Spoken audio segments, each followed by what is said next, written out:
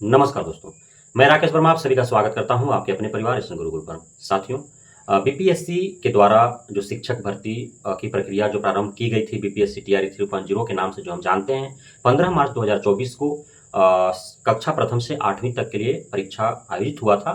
परीक्षा से 2-3 दिन पूर्व ही प्रश्न पत्र लीक हो गए थे, जिसकी वजह से उस परीक्षा को रद्द करना पड़ा। अब पुनर्परीक्षा जो है 27 जून से 30 जून तक होने हैं। 27, 28, 29, 30। हालांकि पूर्व में जो है 9 to 12 का परीक्षा नहीं हो पाया था, सिर्फ 1 to 8 का ही हुआ था। इस बार जो 27 से 30 तक लगातार जो है कक्षा प्रथम से लेकर के 12वीं तक के लिए सभी ग्रेड के शिक्षक अभ्यर्थी जिन्होंने आवेदन कर रखा है उनका परीक्षा संपन्न हो जाएगा। अब इसी बीच जो है माननीय पटना उच्च न्यायालय के द्वारा इस परीक्षा पर स्टे इस वजह से लगा दिया गया था कि जिस प्रकार से संविदा पर बहाल शिक्षकों को वेटेज दिया गया टीआरई 1 और टीआरई 2 में, अतिथि शिक्षकों को नहीं दिया गया। तो टीआरई 3 में वेटेज देने की उन्होंने मांग रखा था और उनका जो है केस चल रहे थे माननीय उच्च न्यायालय पटना के अधीन। याचिका दायर थे CWJC 3270/2024। एक अतिथि शिक्षक के द्वारा जो है इस केस को लगाया गया था। तो अतिथि शिक्षक बनाम बिहार सरकार एवं अन्य के जो है के नाम से जो है याचिका दायर थी। अब इस याचिका पर सुनवाई हुआ।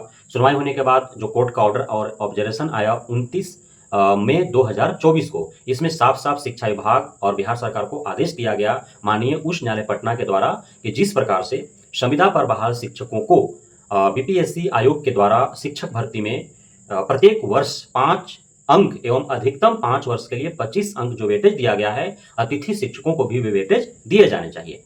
तो इस हेतु आदेशित किया गया था कि आप अपने नोटिस में संशोधन करें, अलग से नोटिस निकालें और अतिथि शिक्षकों को जो है आवेदन करने के लिए उनको आमंत्रित करें, अवसर प्रदान करें, अपना विंडो खोलें और उसके बाद जो है परीक्षा आप लें। अन्यथा यदि आप ऐसा नहीं करते हैं तो आपका परीक्षा लेने के लिए अनुमति प्रदान नहीं की जाएगी, स्टे लगा रहेगा, रोक लगा रहेगा।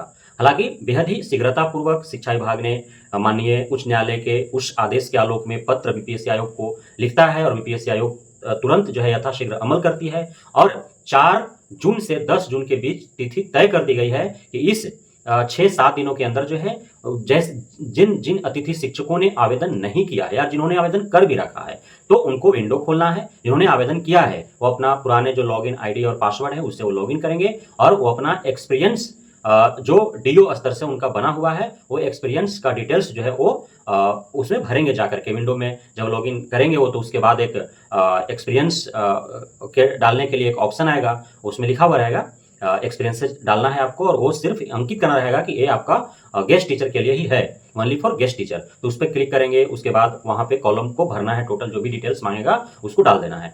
और जो पूर्व में आवेदन नहीं किए हैं बीपीएससी टीआरई 3.0 हेतु, जिन अतिथि शिक्षकों ने आवेदन नहीं किया है तो आवेदन कर सकते हैं, फ्रेशर के तौर पर आवेदन कर दें और रजिस्ट्रेशन करेंगे। रजिस्ट्रेशन करने के बाद फिर लॉगिन आईडी और पासवर्ड से लॉगिन करेंगे, उसके बाद सारा डिटेल्स भर करके और वो जो है पूरा कंप्लीट आवेदन कर सकते हैं।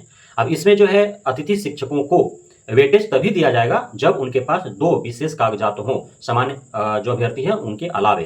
पहला होना चाहिए कि अतिथि शिक्षक के तौर पर जब इन्होंने योगदान दिया था तो उस समय उनको नियुक्ति पत्र मिला होगा, या नियुक्ति पत्र होना चाहिए और इनका कितने वर्ष का कार्य अनुभव है वो डीओ स्तर से, जिस भी जिला में जो अतिथि शिक्षक कार्यरत है वहां के डीओ स्तर से उनका कार्य अनुभव प्रमाण पत्र जो है उनके पास होना चाहिए। तो ये 6 विषय के लिए अतिथि शिक्षकों की बहाली जो है 25 जनवरी 2018 को हुआ था। उस समय जो है आपका English, math, physics, chemistry, botany और जूलॉजी, तो इन्हीं 6 विषयों के लिए 11-12 के वो शिक्षक थे। लगभग 4700 शिक्षक शिक्षिकाएं थे, अतिथि शिक्षक गेस्ट टीचर वो 4700 की संख्या थी। तो 6 विषयों के लिए उनकी थी, तो 6 विषय के लिए ही वो 11-12 का ही टीचर बन सकते हैं। और 11-12 का टीचर बनने के लिए योग्यता ही आपको पता ही है कि पोस्ट ग्रेजुएशन होना चाहिए। जिस भी विषय में आपको शिक्षक बनना है उस विषय से आपका पोस्ट ग्रेजुएशन होना चाहिए, बीएड होना चाहिए और स्टेट पेपर 2 क्वालिफाइड होना चाहिए। तभी जो है जो योग्यता, अर्हता, पात्रता हासिल करते होंगे तभी वो जो है 11-12 के टीचर बन पाएंगे। सिर्फ अतिथि शिक्षक होने मात्र से आप शिक्षक नहीं बन पाएंगे।